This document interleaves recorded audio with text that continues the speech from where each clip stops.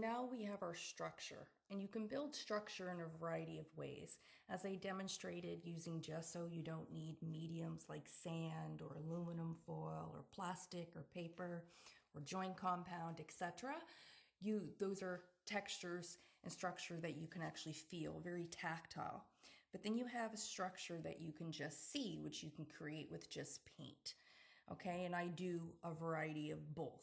But the main thing to remember is that structure is important. It builds up your painting, thus creating visual interest and depth, and keeps it from being stale and boring and not having any movement or layers.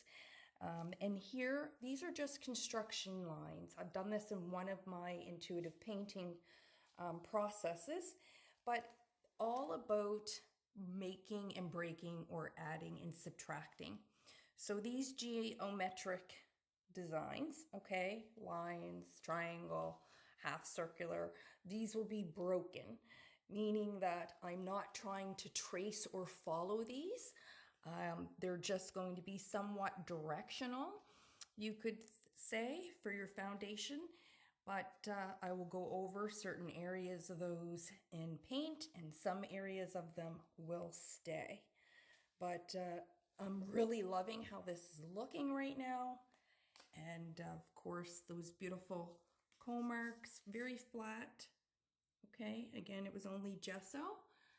And I didn't want anything too thick. Some areas you'll be able to feel that have a little high spots. And that's great, just adds more interest because it creates variation. So I'm excited to go ahead and start painting this.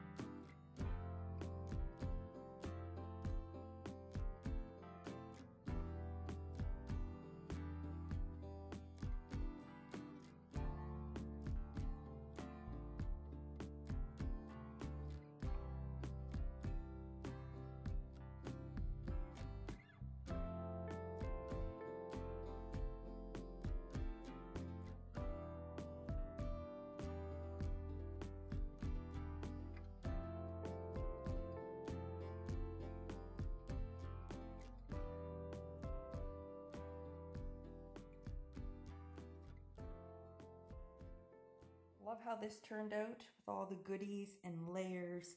And you've seen I did quite a few things, all very simple, but they all impact this painting in different ways.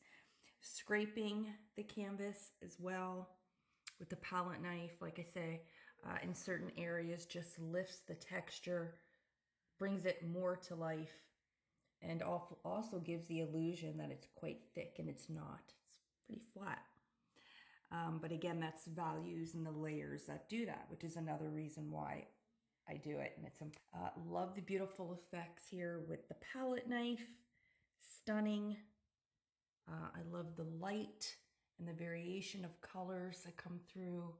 The water dripping technique, which is one of my favorites. And of course, my circular form, which is another favorite of mine. Kind of first time I kind of went through it like that, the white, and I'm really liking it. I love this piece. I love the colors. I love the smokiness here with the silver and the black and all the other warm tones. And using the drywall tape as well to go in there and create these beautiful kind of markings. So thank you so much for watching, guys. If you enjoyed this piece and the video, I appreciate if you would like, share, subscribe, and certainly comment. And make sure that your notifications are on all. And I will see you all in the next painting.